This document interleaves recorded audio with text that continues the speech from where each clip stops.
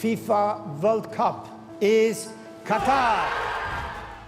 إعلان وصف بالتاريخي وفرحة هستيرية، لحظات سبقتها سنوات من التخطيط.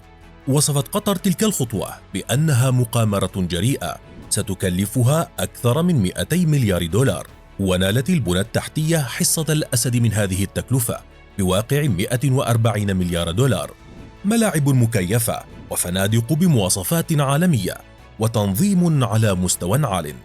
إنها التكلفة الأعلى في تاريخ كأس العالم، ولا مجال للمقارنة بينها وبين النسخ السابقة. فروسيا مثلا دفعت 20 مليار دولار في آخر نسخة، بينما تكلفت البرازيل حوالي 13 مليار دولار فقط. حتى قبل أن تفكر قطر في تنظيم كأس العالم، شرعت في تنظيم عشرات المسابقات الدولية في مختلف المسابقات الرياضية، فمن رياضة الخيول إلى سباق السيارات، التنس والسباحة، كرة اليد، الكرة الطائرة والكثير غيرها. وبينما كانت قطر تستضيف هذه البطولات، على الجانب الآخر كانت تبني المؤسسات الرياضية والعين على فريق لكرة القدم بمواصفات عالمية قادر على النهوض بالرياضة الآسيوية إلى مستوى آخر. والرؤية البعيدة لهذه الخطط لا يمكن أن تخفى على أحد. فبعد تنظيم كأس العالم البطولة الأكثر عراقة ونيل كأس آسيا عام 2019، فإن الخطة القادمة يجب أن تكون في حمل 5 كيلوغرامات من الذهب الخالص. فما هو مشروع قطر الرياضي لتحقيق الحلم المستحيل؟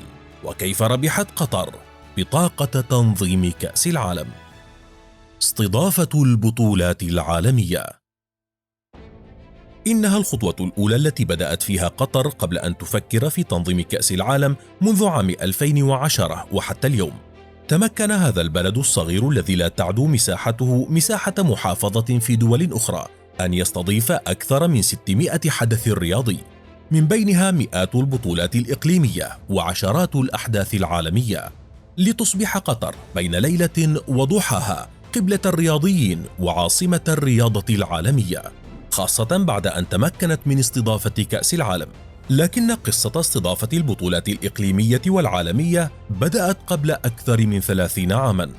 ففي عام 1988 استضافت قطر كأس آسيا لكرة القدم، وفي عام 2004 كانت على موعد مع بطولة العالم لتنس الطاولة، وحتى عام 2010 كانت قطر تستضيف سنويا عددا محددا من البطولات الرياضية.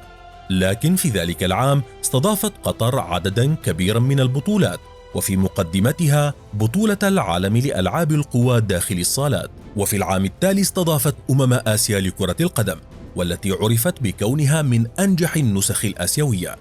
أما في عام 2012 فقد نظمت أكثر من 47 بطولة على أراضيها، منها 36 بطولة دولية و4 آسيوية، بالإضافة للبطولات المحلية.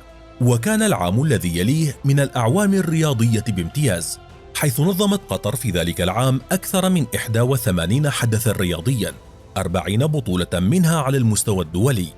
أما في عام 2014 فقد ارتفع عدد البطولات التي أقيمت في قطر إلى 99 حدثا منوعا. وبقيت قطر على هذا الحال حتى يومنا هذا، تستضيف سنويا عشرات البطولات الرياضية. ولعل البطولة الأبرز التي استضافتها مؤخرا هي كأس العرب، والتي كانت بمثابة نموذج مصغر من الحدث الأكبر الذي سيبدأ بعد أشهر معدودة. كأس العالم قطري.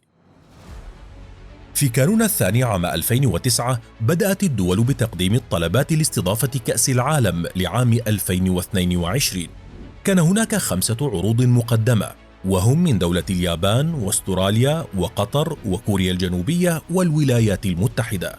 وفي يوم 2 من ديسمبر عام 2010 اجتمعت اللجنة التنفيذية في الاتحاد الدولي لكرة القدم، والمكونة من 22 عضوا في زيورخ، وأعلن حينها الرئيس السابق للفيفا جوزيف سيب بلاتر فوز الدوحة بشرف التنظيم، لتبدأ قطر بسباق مع الزمن في بناء الملاعب والبنى التحتية اللازمة، مثل الفنادق ووسائل النقل المتطورة تحت الأرض والملاعب والمطارات.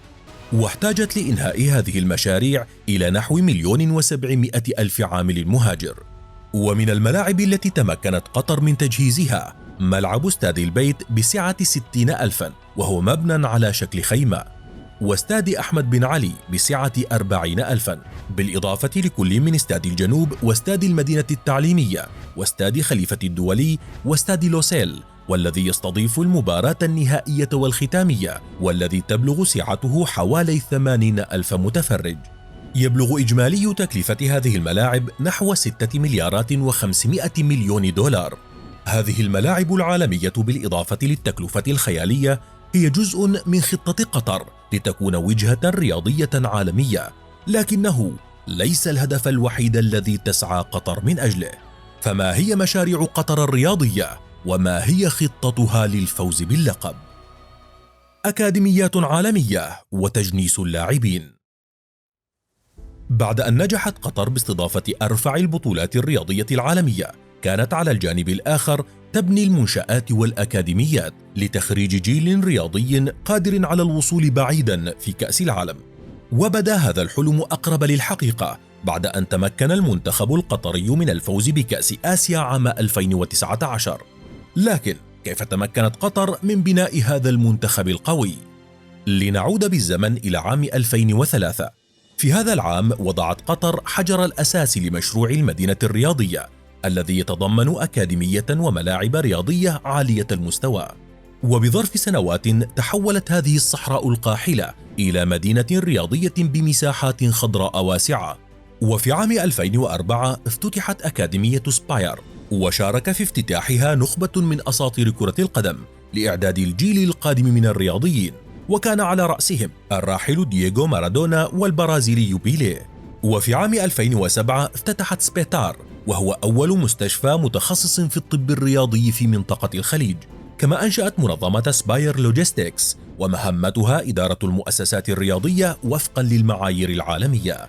وفي عام 2008 تأسست سباير زون لإعداد الكفاءات الرياضية في مختلف الاختصاصات، والتي باتت تقدم أرقى الخدمات وتضم مرافق عالية المستوى مثل قبة سباير، وهي أضخم قبة رياضية في العالم، يوجد فيها 13 قاعة لمختلف الرياضات. تخرج من هذه الأكاديمية المعز علي هداف آسيا لعام 2019، كما تخرج منها صانع الألعاب أكرم عفيف، وهو من أبرز الأسماء التي تلعب في المنتخب القطري. وبالإضافة لتأهيل اللاعبين عبر الأكاديميات الرياضية، لجأت قطر إلى تجنيس اللاعبين الموهوبين، وكان من أبرزهم اللاعب بيدرو ميغيل برتغالي الأصل، والمعز علي من السودان، وبسام الراوي من العراق، وابو علام خوخي الجزائري الأصل، وعدد كبير من اللاعبين.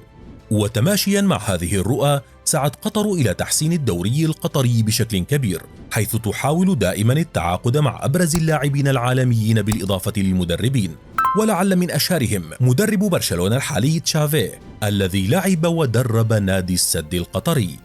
فهل تفاجئ قطر العالم وتحقق كأس العالم وتستغل الفرصة التي تبدو وحيدة ولن تتكرر أبدا بعد أن نجحت باستضافة البطولة؟ أخبرنا رأيك في التعليقات. وللمزيد شاهد من هنا مشروع السعودية لتحقيق لقب كأس العالم.